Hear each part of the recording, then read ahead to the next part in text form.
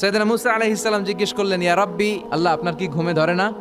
আল্লাহ বললেন, কোনো কথা বলা যাবে না, দুইটা গ্লাসের ভেতরে পানি নাও, পানি ভর্তি গ্লাস নিয়ে তুর পাহাড়ের উপরে দাঁড়াও। সাইয়েদনা মুসা আলাইহিস সালাম দাঁড়ালেন। আল্লাহরে আবার জিজ্ঞেস করলেন, আল্লাহ আমি জিজ্ঞেস করলাম কি আর আপনি করতে বললেন কি? আল্লাহ বললেন, কথা বলো না, যা বলেছি তাই করো।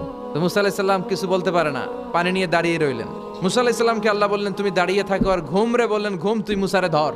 ঘুম যে এবার সাইয়েদনা মুসা আলাইহিস সালামকে ধরেছে, উনি ঘুমের ধাক্কায় আর থাকতে পারে না, একবার ডানে যায় আরেকবার বায়ে যায়। ঘুমের ধাক্কায় হঠাৎ করে কাত হয়ে পড়ে যায় আর গ্লাসগুলো মাটিতে পড়ে খান খান হয়ে ভেঙে যায়। আল্লাহ ডেকে বললেন, মুসা বেশি কিছু হেফাজতের তো দায়িত্ব দেই নাই, শুধু দুইটা গ্লাস হেফাজতের দায়িত্ব দিয়েছে। ঘুমের কারণে এগুলোর হেফাজত করতে পারো নাই, ভেঙে খান খান হয়ে গিয়েছে।